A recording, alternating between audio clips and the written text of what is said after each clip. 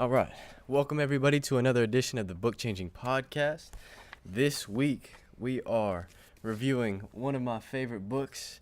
I already read this last year, second read-through, Extreme Ownership by Jocko Willink and Leif Babin. I found a lot of value in this on the second read-through and really wanted to go in with a deep dive, breakdown. Let's do it. I'm here with my co-host, Chris. How you guys doing? And we're going to go through, give y'all some reasons that we think you should read this book, some of our favorite takeaways, some of our favorite excerpts. So we'll start with some background information on the authors, Jocko Willink and Leif Babin. They were both Navy SEALs, both fought in Ramadi, Iraq, which is where they talk about their war experience. Jocko was a SEAL Task Unit Commander, which is a leadership role in the Navy SEALs. And through their experience, through their war experience, they learned how to navigate calmly in intense pressure situations, which is one of the reasons I think that people should definitely read this book is if you want to learn how to navigate calmly in those intense pressure situations. There's really no better example than these two. And after the SEAL teams, Jocko and Leif started a consulting company, and that's called Echelon Front, which is where they derived their business experiences. And so with that little bit of background, I want to talk about the structure, which kind of explains that background and why that's important. It's not your typical book. Not your typical book. Each chapter starts out with a real battlefield experience. And that real battlefield experience is followed by the principle learned. And that principle learned is then applied in a business setting.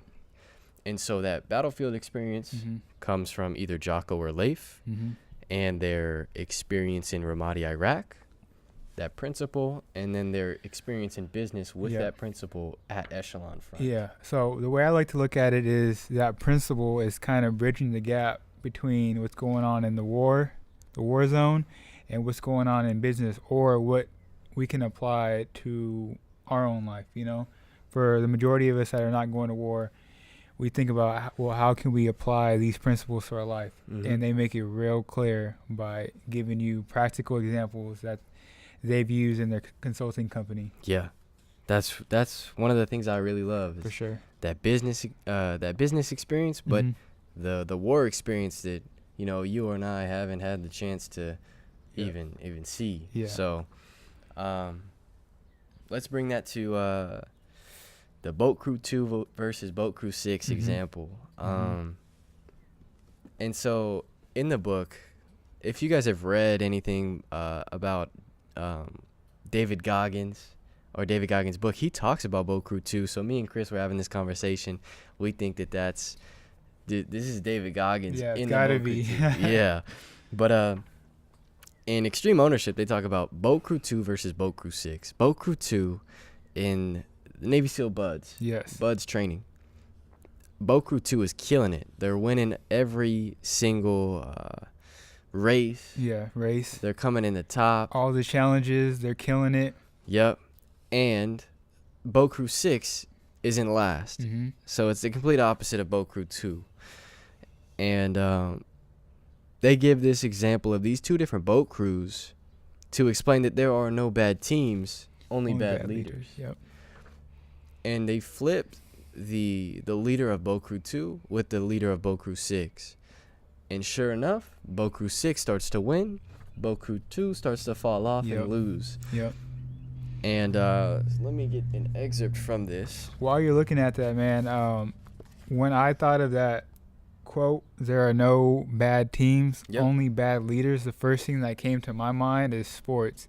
If you look at some of the good sports teams with like dynasties and that are winning championships and are constantly, getting to the top, they have great leaders, whether it's a great owner, a great coach, or a couple great players. It's very important. And if you look at the teams that are consistently doing bad, they've never had any good leaders. And you can even take that example to your workplace. If you look at certain companies, certain businesses maybe that you're in, and you see that there's something going on in the business, there's a structural issue, it's probably because of the leader and the person at top, and it trickles down to the employees. Yeah. Right. And they give multiple examples of that throughout the book. Yep. So to this no bad teams, only bad leaders, he says right here, he gives an example. The CTO refused to take ownership of his mistakes or acknowledge that his team could perform better, though the CEO had made it clear they must all improve or the company might fold. And then down here, good leaders don't make excuses. They figure out a way to get it done and win. And then he says, talking about Boat Crew 6 and why they're failing under that original leader, the negative attitude of that original leader infected the entire boat crew. For sure. And that's a pretty interesting thing, is the attitude of the leader, whether he's willing to take ownership. Yeah, and so from reading this from this book, that's one of the main components I've taken away, and that's leaders must acknowledge their mistakes, admit their failures, and just take ownership and develop a plan to further win, or to carry out a more successful plan. Yeah, definitely. And then we can go to the Jocko's chapter. Believe in the mission first. For sure. This was another key concept that I derived from this book. Jocko says the leader must be the first person to completely understand and wholeheartedly believe in the mission. Yep. And this was a thing that he kept coming back to over and over in business. It was the leader has to understand and completely believe in order to properly convey for sure the why of the mission. If the leader doesn't understand, or if the employees don't understand why they're doing something, then they can't believe in it. And if they don't believe in it, then it's going to fail. It's going to fail because they're not going to give it their all. Yeah. And he says on page 74, let me get an actual excerpt. Right here on page 74, the most important question had been answered. Why? Once I analyzed the mission and understood for myself that critical piece of information, I could then believe in the mission. If I expressed doubts or openly questioned the wisdom of this plan in front of the troops, their derision toward the mission would increase exponentially. They would never believe in it. So if he, at the top of the chain of command, if he does not believe in the mission, everybody subsequently under him will reflect that. Right. And I would say it's not, people think that it's always easy to just believe in the mission or believe in the goals, and that's not always the case. There's going to be situations in your life where maybe you're told to do something, or even in the book they've been instructed to take on some different tasks, and as a leader you might be looking at like, why do we need to do this? Why am I going to get myself into that? It's gonna, in his situation, it's going to get us killed in war. But you have to believe in it, because if you pass down those same fears to your employees, to your soldiers, like you said earlier, it's going to fail. Yeah. That's such a key thing. Yeah. And then we can move on to chapter 6. Chapter 6. Which is simple. Simple, yep. It's crazy because I really like this chapter. I really do. It's the title of the chapter is literally called Simple. Yeah. And basically they discuss how you need to simplify the information that you're conveying to your team, right? So there's an example in the book where I believe it was Jocko that was putting together a slideshow, and the slideshow had over 100 slides, and that just will result in information overload to your team. So they really preach and talk about how we need to be concise, direct, and straightforward with our information, and also just keep it simple. Just dumb it down and keep it simple for your people to go out and execute. Yeah. And then he relayed that the importance of simplicity in terms of the battlefield experience, where somebody came in and they wanted to run this from basically to point A to point B, but it was too complicated and it was too far. And so Jocko came in and said, let's shorten that. Let's cut that in half, because complexities will come in. It's inevitable. And if we're going too far, we're going to run the risk of having soldiers get hurt, get wounded. So that was another thing that I really enjoyed. And then the principle on simple, on page 140, he says, simplifying as much as possible is crucial to success. When plans and orders are too complicated, people might not understand them. And when things go wrong, and they inevitably will go wrong, complexity compounds issues that can spiral out of control into total disaster. Right. So, that's just an example of how they define the principle from that experience. And then they go into the application of business with that. And then moving on, decentralized command. I thought this was another really interesting. Go ahead, talk about it. And we talked about decentralized command in the sense of when your business gets to a certain level of success and you scale it to a certain level, you can no longer lead the whole business. Jocko talks about that 4 to 6 people is your leadership max. And after 4 to 6 people, he gives examples of teams of 12. You have to decentralize command and give leadership roles to different people in order for them to lead. Exactly. I couldn't agree more with that. When you're in a situation where you got a large team of people and you're trying to put your hands in everybody's situation, it's too overbearing, and you're really spreading yourself thin. Rather than you should just lead 4 to 6 people and allow them to lead 4 to 6 people. And by you doing that, not only are you taking the stress off yourself, but you're now allowing those people to feel empowered to be leaders and be able to challenge themselves and lead their own 4 to 6 people, And it's kind of like, it's almost like, I hate to say it, but it's almost like a pyramid, it's in a way, but that's, and the it's most empowering to them. It's very empowering. That's the biggest thing that I can take away from that. And then he writes for the principle on this one, no one senior leader can be expected to manage dozens of individuals, much less hundreds. Teams must be broken down into manageable elements of 4 to 5 operators with a clearly designated leader. Those leaders must understand the overall mission and the ultimate goal of that mission. And then again, he's drilling that point. You have to completely understand the mission as a leader and the goal of the mission. And that's a key point in this book that he drills over and over, is everything is mission oriented. It's not about a single person, but the whole mission. The whole mission, And then we can move on to chapter 11, decisiveness amid uncertainty. And we had the conversation. I was saying, I think that this chapter and that phrase, decisiveness amid uncertainty, is a key phrase that summarizes the idea of this whole book.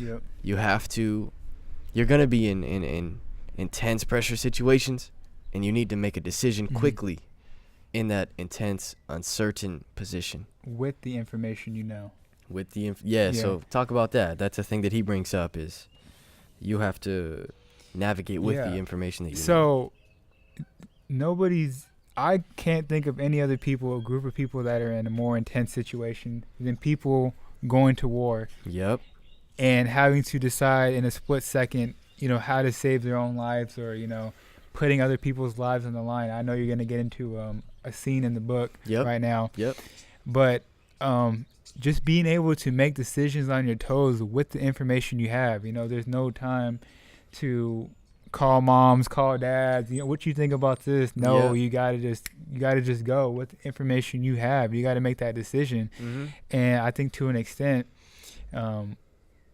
being practical, we should be able to do that every day as well.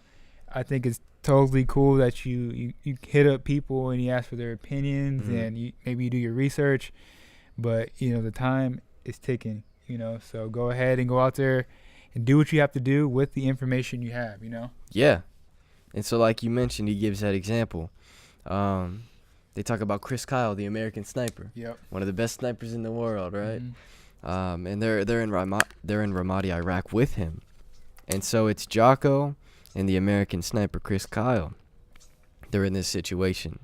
Chris Kyle spots to his sniper an unidentified target. They don't know who it is. And their crew is just passed through. And so this unidentified target is a risk to that crew. Because it could be a friendly or it could be an enemy. They don't know. So that's the situation they're caught up with. Do they shoot and try to save their crew? Or is this a friendly? If they shoot, they just killed a friendly. Right. And so they say, Jocko says, what if we don't take that shot, I thought to myself, and warrior soldiers get killed because we failed to act? That would be horrible. It would be a heavy burden to bear. On the other hand, I thought, what if we take the shot, and it turns out to be a good guy, a U.S. soldier in that window? That outcome would be worst of all. I knew I could never live with myself if that had happened.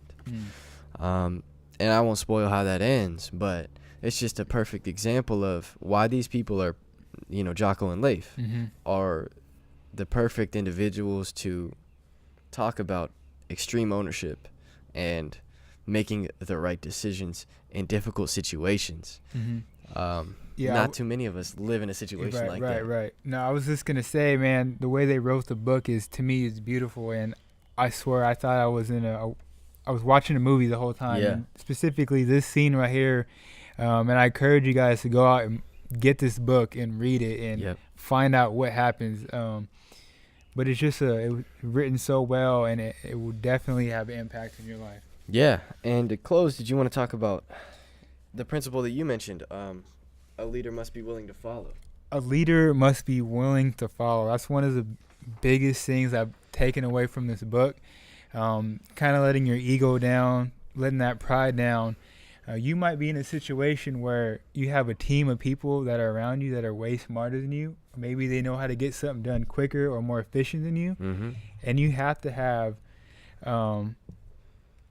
what's the word I'm looking for? You got to let your pride down, and you got to let them lead and take the lead, and you just follow. You step behind and you follow, because there's going to be situations where you don't know everything.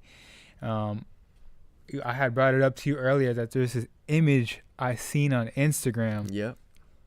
And so this image shows a pack of wolves, and maybe there's about, maybe 10 wolves lined up. In the front, you got maybe 3 or 4 wolves that are like the elders, a little bit older, maybe a little hurt. And right behind them, they have a couple young, up-and-coming wolves that are a little bit stronger right behind them. And then right behind the young wolves, they might have some adult wolves. I'm not sure, maybe the female wolves and whatnot. Maybe like 6 of those. And then in the back, way in the back, maybe about 20 yards out, you got one wolf back there. That's the leader. Technically he's supposed to be leading the pack, but he's in the back making sure everybody's good and everybody's straight. So, man, when I seen that, I was like, wow, that's pretty amazing. The leader, the head honcho, he's in the back. Making sure everybody's good, and in a way is empowering some of the wolves, the young wolves in the front, letting them lead and letting them feel that they got that. You know? So that was pretty interesting to me. That's a perfect example of this idea that they talk about. The leader must be willing to follow. That pretty much wraps it up. I did want to before we close it out, man, give one more practical advice to people out there that I know I'm going to apply to myself in my life. And to me, this wraps up the whole book. The title of the book, Extreme Ownership, is taking full ownership in your life. In every aspect. Every aspect of your life. He went into different scenarios where even when you go to a restaurant and maybe you order the wrong item, or you order an item and the waitress, she brings you the wrong item. They say, hey, that's your fault. Because maybe you could have been more concise. Maybe you can be a little bit more detailed, or, articulate yourself a little bit more clear. So that's, I guess, a microcosm of taking ownership in your life, full ownership. And you might say, well, why do I need to take ownership on something like that? It's not my fault. Well, if you don't take ownership on something like that small, what makes you think you're going to take ownership in the big situation, the big challenges in your life? Yeah, absolutely. And we were talking about, towards the end, he has chapters that are the titles of 2 of his new books. Yes, sir. So in Extreme Ownership, he has a chapter called Discipline Equals Freedom and The Dichotomy of Leadership, which are 2 books that he branched off and wrote whole books about. But Discipline Equals Freedom chapter has a lot of practical advice, right? He talks about getting up early. Maybe getting a workout in. In his case, he does get a workout in every morning when he gets up early. And I think that that's a very practical thing that you can do that to exercise extreme ownership is getting up early. And, you know, if it was, everybody's like, oh, getting up early is so hard. Of course it's hard. You know, if it was easy, everybody would be getting up early and would be getting stuff done. But, you know, I challenge somebody out there to get up maybe early 2 times this week and see how productive your days will be. You know, it is going to be a challenge, but if you can overcome that difficulty, that challenge, man, you can get so much done, man. Real. And so we'll end it on that note. Get up early. Get up early and own everything in your life. Yes, sir. And we appreciate y'all tuning in to another episode. You see we're getting a little bit more official with these microphones. Hopefully the sound quality is better. Yeah. But yeah, thank you all for tuning in, and we hope to continue to bring you book reviews. Yep. And so thank you guys for tuning in. Catch you all later.